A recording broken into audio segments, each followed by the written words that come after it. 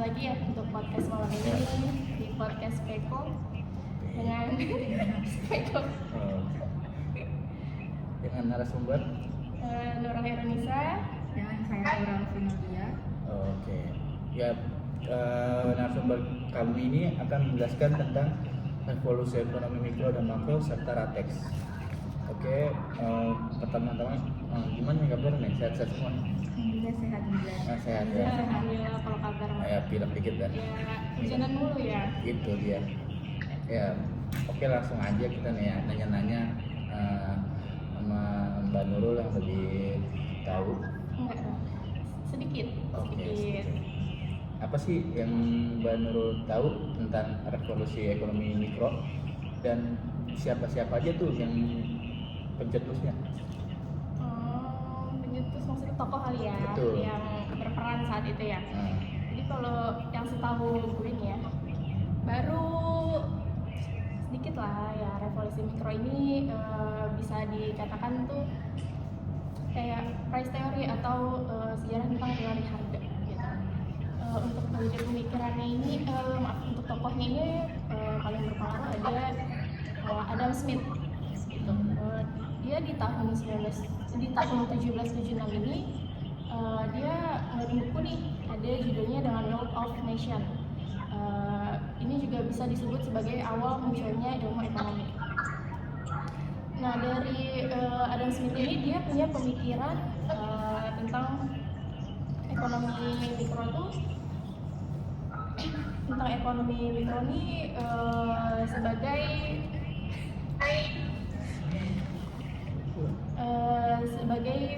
penyedia barang dan pembeli, penyedia barang dan pembeli akan menghasilkan kemungkinan terbaik dalam distribusi barang dan jasa ya, nggak cuma barang doang. Jadi hal tersebut tuh mendorong setiap orang untuk meningkatkan modalnya sehingga akan menghasilkan nilai lebih dengan tenaga kerja yang tetap. Terus yang kita tahu ini juga kan Adam Smith ini dia dulu sebagai tokoh dalam ekonomi klasik ya. Di abad jadi di abad 19 ini nih yang di ilmu ekonomi dia berfokus pada wealth yang mendefinisikan sebagai nilai tukar objek atau yang sekarang kita sebutnya itu harga atau price.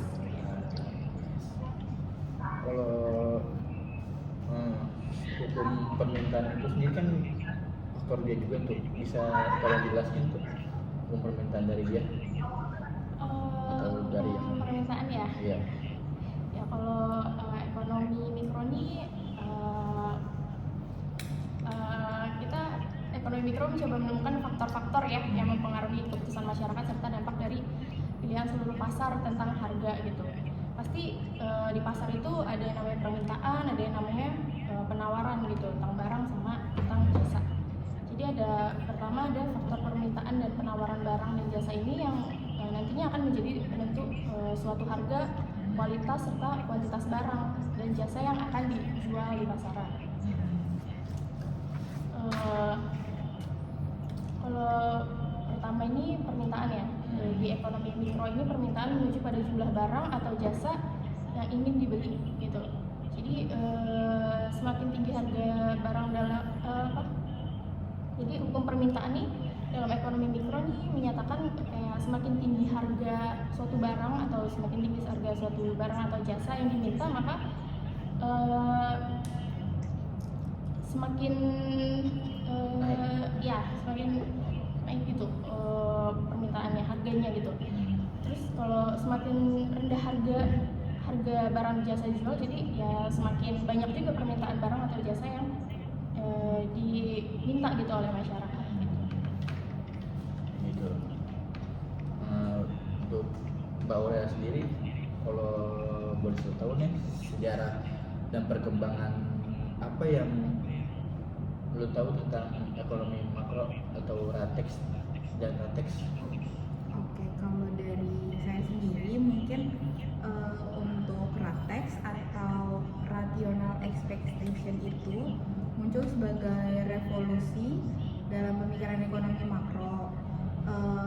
Menantang teori-teori sebelumnya, RATEX berasumsi bahwa pelaku ekonomi, baik konsumen atau produsen, itu membantu membuat keputusan berdasarkan informasi yang tersedia dan ekspektasi rasional tentang masa depan.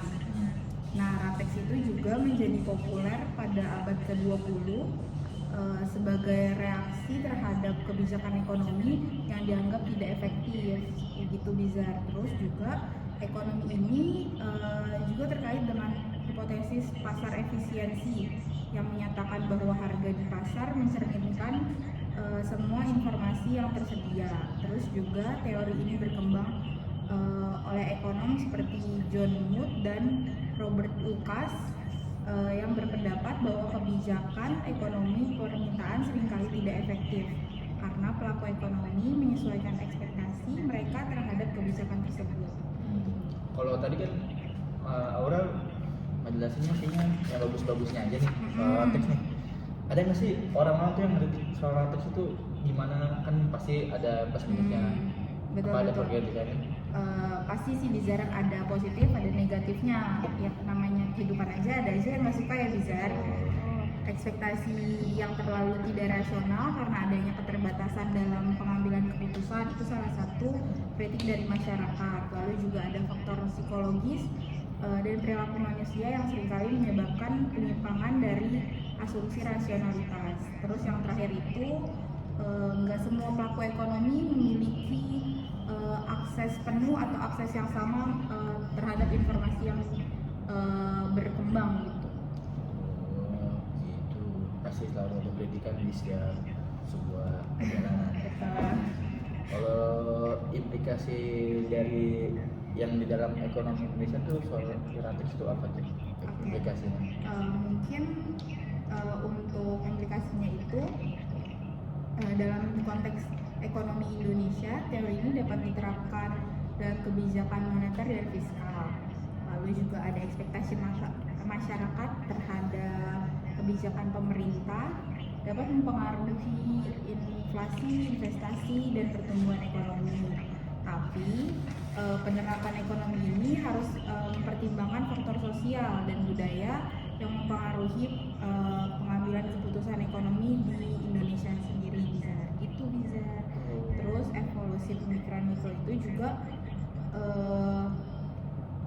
keserasian ekspektasi terhadap keserasian antara ekspektasi individu dan ekspektasi yang dibentuk secara matematis sehingga ekspektasi tersebut dianggap rasional. Penjelasannya sungguh pas, sungguh ringkes. Ya kayak orang mau ngajak orang deposito ya.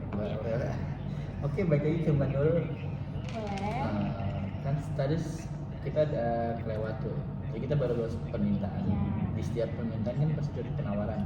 Dalam pandang sudut ekonomi mikro tuh apa ada gimana tuh yang dimaksud penawarannya itu sendiri dan faktor-faktornya itu apa aja ya? Penawaran ya dalam ekonomi ini menyatakan kayak hukum penawaran ini pasti dia kayak semakin tinggi harga suatu barang maka semakin banyak barang yang akan ditawarkan oleh produsen gitu. Jadi sebaliknya kalau semakin rendah harga suatu barang semakin sedikit barang yang akan ditawarkan oleh produsen. Gitu. Contohnya kayak petani nih dia kayak beras lagi langka gitu kan ya. Nah dia pasti menawarkan suatu barang tuh beras yang dia punya tuh pasti dengan harga yang tinggi gitu kan. Jadi kayak konsumen pasti nyari dong karena beras itu kan makanan pokok ya. Gitu pasti mau tinggi pun akan tetap dicari gitu. Itu penawaran dari sisi ekonomi gitu. Faktor-faktornya apa aja nih dari penawaran ini? Pasti yang pertama dari harga barang itu sendiri. Terus yang kedua ada biaya produksi. Biaya produksi ini juga macam-macam ya, ada kayak bahan baku, ada tenaga kerja, ada pasti dia juga namanya produksi itu ada sewa tempat, ada kayak peralatan. Nah itu masuk ke biaya produksi. Teknologi juga itu masuk ke dalam faktor yang mempengaruhi. Maaf ya, kayaknya nggak bisa diem ya. Apa kalau ngeganggu bilang aja nih mulai. Terus ada kayak lanjut ya, kayak ada harga barang substitusi. Kayak substitusi kan pengganti ya, jadi kayak kalau harga beras lagi naik nih, substitusi produksinya kira-kira mikirin apa nih kita ya sebagai ganti beras gitu. Jagung. Nah bisa, tapi kurang kayak kalau jagung ya kurang kenyang kali ya. Ada di Madura beras jagung. Oh ada, ya boleh tuh sebagai kayak Lebih murah malah substitusi, lebih mahal. sebagai produksi Siap, bukan gitu. nama dulu. Oke. Oke Iya. lanjut ya. Iya. Terus ada kayak jumlah produsen di pasar, kayak pasti menimbang juga dong kayak kira-kira nih kalau kita naik harga tinggi, penawaran harga tinggi, tetap ada nggak konsumen yang gitu. Jadi kita melihat produsen-produsen yang di pasar, gitu. Saingan-saingannya ya. Gitu. Terus yang terakhir ada kebijakan pemerintah, kayak subsidi, pajak atau regulasi itu juga masuk dalam faktor penawaran. Oke. Wah, dari tadi kita ngobrol yang isinya kayak daging semua nih kalau kata soto mah. Ya. Daging ya. Iya. Ya, mungkin itu saja podcast kami hari ini. Wabillahi taufiq wal hidayah. Wassalamualaikum warahmatullahi wabarakatuh.